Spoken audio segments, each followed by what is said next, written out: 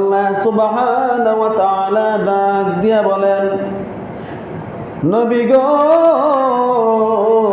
ওগো মায়ের নবীজি, তোমার উম্মতদেরকে তুমি জানাইয়া দাও, ইন্না আনজালনাহু ফি লাইলাতুল কদর, আমি আল্লাহ অবশ্যই এই লাইলাতুল কদরের রাত্রিতে আমি আল্লাহ তুমি নবীর উপরে আমি আল্লাহর কোরআন শরীফ নাযিল করেছি। আচ্ছা, যারা বলেন সুবহানাল্লাহ। যেই লাইলাতুল কদর রাত্রিতে আমার আল্লাহ আমার আপনার নবীর উপরে কোরআন শরীফ নাযিল করেছেন। এরপরে তো আমার আল্লাহ রব্বুল আলামিন আরো সুন্দর করে বোঝাইয়া দিয়েছেন, ওয়া মা আদরাকা মা লাইলাতুল কদর। সুবহানাল্লাহ বলেন। আল্লাহ বলেন, নবী গো, ও মায়ের নবীজি, নিশ্চয় আমি আল্লাহ লাইলাতুল কদর রাত্রিতে কোরআন শরীফ নাযিল করেছি, যার কারণে লাইলাতুল কদর রাত্রিকে আমি আল্লাহ স্পেশাল সম্মানিত বানাইয়া দিয়েছি। ও নবী গো, ওয়া মা আদরাকা মা লাইলাতুল কদর, লাইলাতুল কদর সম্পর্কে আপনি জানেননি। সুবহানাল্লাহ। আল্লাহ বলেন নবীকে, নবী গো, লাইলাতুল কদর সম্পর্কে আপনি জানেননি। আমার আল্লাহ আবার পরের আয়াতের মধ্যে বলেন, লাইলাতুল কদরি খায়রুম মিন আলফি শাহর। আমার আল্লাহ রব্বুল আলামিন জানায়া দেয়, ওগো নবীজি,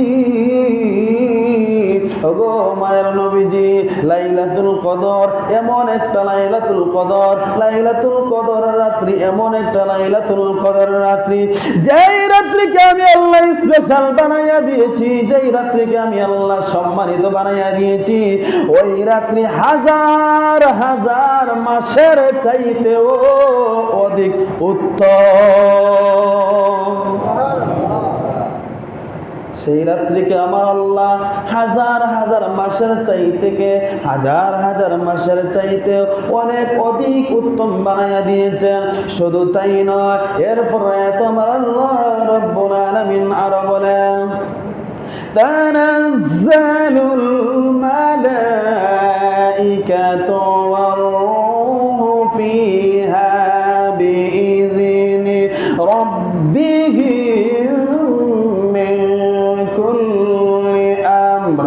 আমার আল্লাহ রব্বুল আলামিন ডাক দিয়া বলেন, ওগো মায়ের নবীজি, ওগো দয়ার নবীজি, তোমার উম্মতদেরকে জানাইয়া দাও, লাইলাতুল কদর অবস্থায় আপনার উম্মতরা যদি বেশি বেশি আমল করে, আপনার উম্মতরা যদি বেশি বেশি করে নেক আমল করে, ওই লাইলাতুল কদর অবস্থায় আমি আল্লাহ রব্বুল আলামিন আমার রহমতের ফেরেশতা দুনিয়ার জমিনের মধ্যে পাঠাইয়া দিলাম। আমার রহমতের ফেরেশতারা যেই ব্যক্তি লাইলাতুল কদর অবস্থায় বেশি বেশি নেক আমল করে আর চোখের পানি ছেড়ে ছেড়ে আমি আল্লাহর কাছে কান্না করে, গুনার জন্য কান্না করে, তওবা করে, ওই তার তওবার কারণে যখন আমি আল্লাহর কাছে ডাকে, ওই বান্দার সাথে সুর মিলাইয়া মিলাইয়া আমার রহমতের ফেরেশতারা আমিন বলে। আর আমার রহমতের ফেরেশতারা যখন আমিন বলে, বান্দাও আমিন বলে, আর সাথে সাথে আমি আল্লাহ বান্দার জিন্দেগীর সমস্ত গুনাহ মাফ করে দিব। এটা হচ্ছে লাইলাতুল কদরের ফজিলত সম্পর্কে একটু আলোচনা করলাম, না করলে কিন্তু আবার হক আদায় হবে না, যার কারণে আলোচনা করলাম।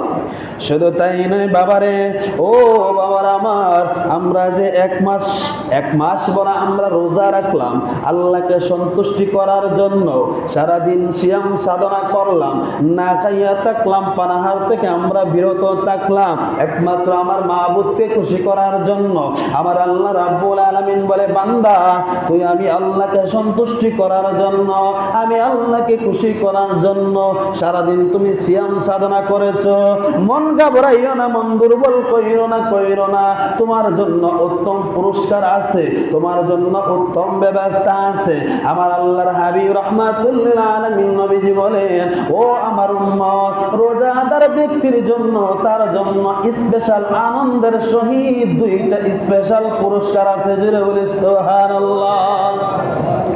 রোজাদার ব্যক্তির জন্য, আমরা যারা রোজা রেখেছি, আমরা যারা মুমিন, যারা ঈমানদার, যারা রোজা রেখেছি, রোজাদারের জন্য দুইটা স্পেশাল পুরস্কার।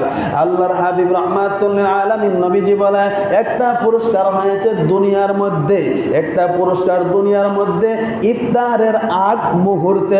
আল্লাহর নবী বলেন, কোন ব্যক্তি যদি ইফতারের সামনে নিয়ে যদি আল্লাহর কাছে দোয়া করে, আল্লাহর হাবিব রাহমাতুল লিল আলামিন বলেন, ওই দোয়া আমার আল্লাহর কাছে সাথে সাথে কবুল হয়ে যায়। জোরে বলি সুবহানাল্লাহ।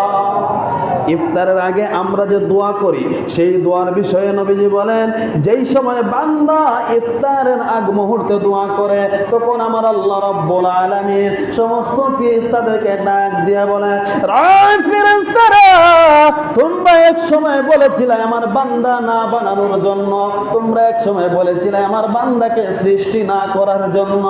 ফেরেশতারা দেখ, তাকায়া দেখ, আজকে আমার বান্দাকে আমি আল্লাহ সৃষ্টি করার জন্য, আমার বান্দাকে আমি আল্লাহ বানানোর জন্য, আমার বান্দারা, আমার গোলাম